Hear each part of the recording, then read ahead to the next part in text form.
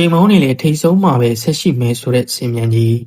ပြည်သူများအားလုံးမင်္ဂလာပါမင်းညာက Aston Villa နဲ့ပွဲမတိုင်ခင်မှာ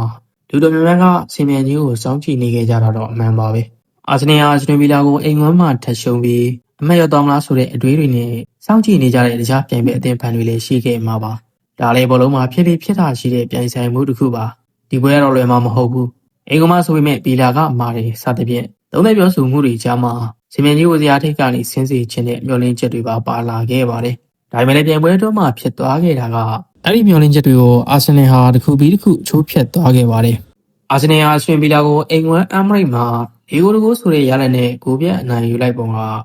ဝေပြီးတော့ Aston Villa နီးပြဦးနိုင်အမ်မရီတယောက်အာဒီတာကိုလက်ဆွဲနှုတ်ဆက်ဖို့တောင်မစောင့်နိုင်တော့တဲ့အထိပါပဲ။ပထမပိုင်းမှာဗီလာကကောင်တာအခွင့်အရေးတချို့ရခဲ့ပေမဲ့အာဆင်နယ်ခံစစ်ကခိုင်မာခဲ့ပါတယ်။ဒုတိယပိုင်းစပြီးမကြခင်မှာပဲဂါဘရီယယ်မက်ကာဟီရဲ့ခေါင်းတိုင်ကိုနဲ့အာဆင်နယ်တို့ဦးဆောင်ခဲ့ပါတယ်။အဲနောက်ဇူဘီမန်ဒီထရော့ဆက်တို့က